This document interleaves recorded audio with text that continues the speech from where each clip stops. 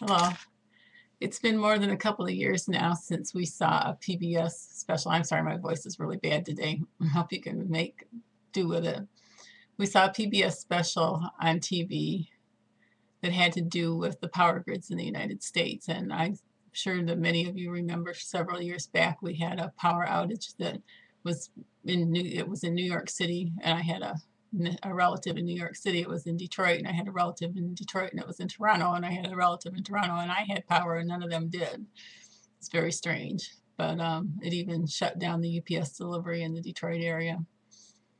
Our power grids um, are an interesting thing to me. I don't understand a lot about it, but I did learn some things on this PBS special, and it was amazing to me how honest and frank they were in this special. I don't know if it was a Nova type special, or, and I guess maybe not Nova. I can't remember the names of the programs right now. The names are escaping me, but it was a special, and it was on UPS. It was on PBS some time ago, a couple of years ago, and they basically took um, people who were experts at computer techie stuff, technology, and they told them that they couldn't use all their own skills. They could only use the information that was readily available on the internet, not their own skills.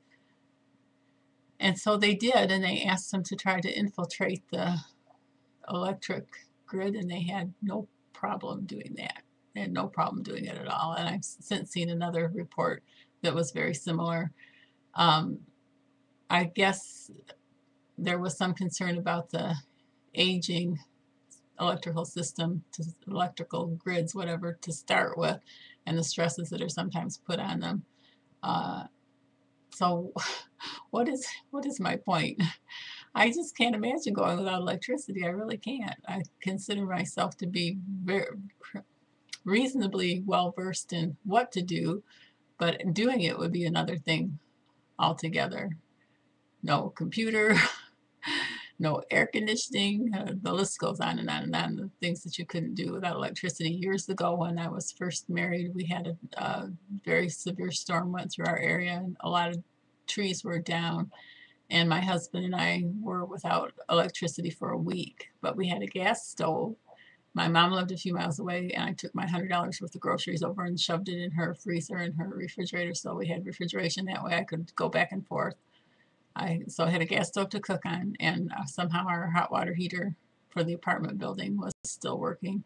So I just took a candle in to take a shower or bath or whatever, and we did fine for the whole week without power. But I really would hate to think about doing without power now. So I don't know what my point is exactly, except to maybe walk through the steps of what you would do prior to a power outage and have some sort of plan put into place for what you would do. And it can be just as simple as having a phone with a cord, because your phone without a cord is not going to work in an emergency. And our phones, we had a tornado go through in 1996, and it took out the power for just 23 hours, 23 and a half hours. But we had a corded phone at the time, and our phones were up even though the power was down. So that's all I have to say. It wasn't worth much, but it certainly puts things into perspective for me. Thanks. Have a good night.